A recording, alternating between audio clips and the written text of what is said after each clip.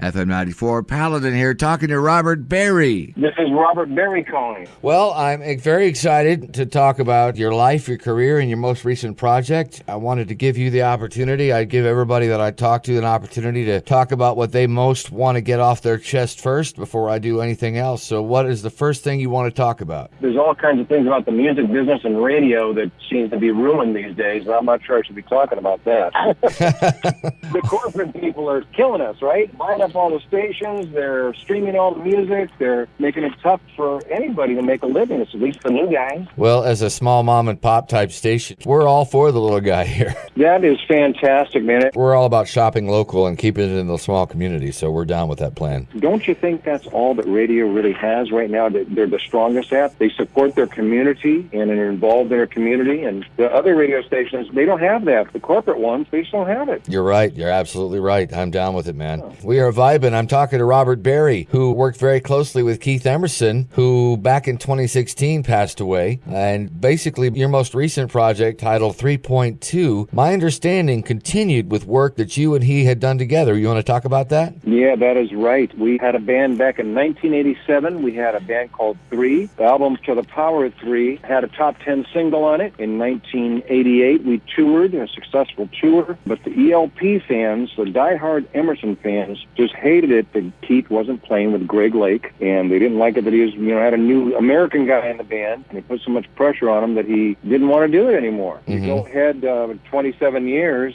and a record company put out a live 3 album in Boston, and Keith heard it, and he called me and said, "I can't believe what a great band we were." I said, "Well, it's about time, I said, well, I always knew we were, but he said, well, I had a lot of criticism hard of me, but I shouldn't have listened to him. I said, well, what do you think about doing a follow-up? That's why we started working on it again, and we called the band 3.2, as in software, 0.2, the second version. Yeah, it's just taken off. I couldn't be prouder and happier that people are feeling Keith, his last work in the music. They are loving the sound. People are hearing that it honors our past 30 years ago now, and so it's something new and fresh. It's been just a great year for it. Unfortunately, not so great that we lost Keith right in the middle of it, and that was hard for me to deal with for a long time, but I couldn't be happier that people are hearing that the last thing he ever worked on and he wrote and everything else is getting this critical acclaim. It couldn't be better. I'm really ecstatic to be able to talk to you about it. Now, basically, for those that don't know, Keith Emerson was most famously with Emerson, Lake, and Palmer, and then Emerson, Lake, and Powell, and then you guys did 3, and then you completed the work. He had half the album done when he passed away in 2016, is that correct? We had 5 of the 8 songs written,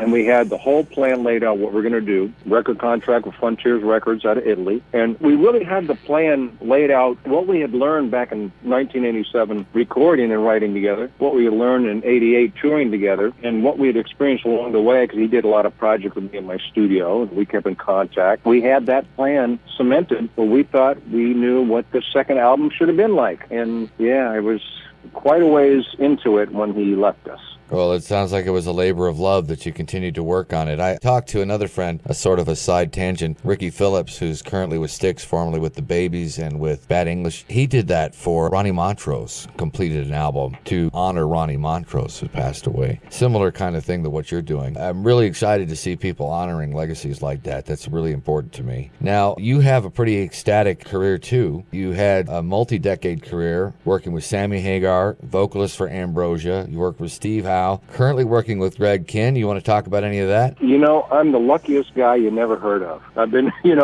my whole career, 30 years now, from when the first 3 albums came out to now, I've managed to work with some of the greatest people in the business. And actually, before Keith and Carl, I was in GTR with Steve Howe. So the plan this year, they're coming up, because the album 3.2 has done so well, is to put it on the road. Sort of my 30 years of prog music, featuring like the music of 3.2, Yes, ELP, and whatever else you want to put in the title of it. But that's what's in the works now. So for the first time, I'll be putting my 30-year history out there in front of people. And I'm telling the agents and the manager, I want to make sure that they're small places, 250, 300 people, because the people have been so good to me. As a little guy that's not a household name, I've managed to make a living doing what I love to do, and people have bought into it. It has nothing to do with money, but they bought into it, and it's kept me viable, and it's kept me making a living and playing music. So I want to shake everybody's hand and see them. Not like when we play the big places, even 5,000 people. You can't tell who's out there, except for the people in the front row. And then the lights go bright, you can't even see them. So I want to see these people and thank them for the support. I've been a lucky guy. I'm not only impressed with your career, but the geek and nerd, the fantasy guy in me, really is excited about this project that you did in 1999 when you produced and performed The Wheel of Time, an album billed as a soundtrack for the Robert Jordan fantasy series, The Wheel of Time. You want to talk about that for a second? You know that Robert Jordan sanctioned that and liked it. It's kind of amazing because even though I don't know him, he's got to be from a different world himself, right? Because when you read those books, you get involved in The Wheel of Time. This guy has developed a whole, we don't call it a parallel universe, just another world, right? It's crazy.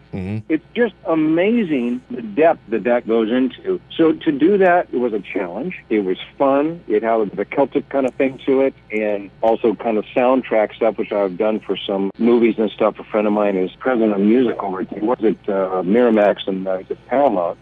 So I had experience in that, but doing it for a book series was another challenge because it also had to be something to sit back and just sort of let it float by, but have the sensitive parts and the power also at times. You know, when you put on a CD, you listened on your phone, you never know what you're going to be reading in the book when the music's going by. It was an interesting challenge, but again, it got a great reception. I'm proud of the work. Magna Carta was that record label to put that out. Fantastic guy Peter Morticelli is the one that hooked me up with Robert Jordan. Hard to believe. If you don't know what Wheel of Time is, people, you should at least look it up online, research it, and see what it's all about. It's insane. I know, and it's long. I mean, he's been writing forever. Yeah, you have to have a lifetime just to get into it. Yeah, pretty much.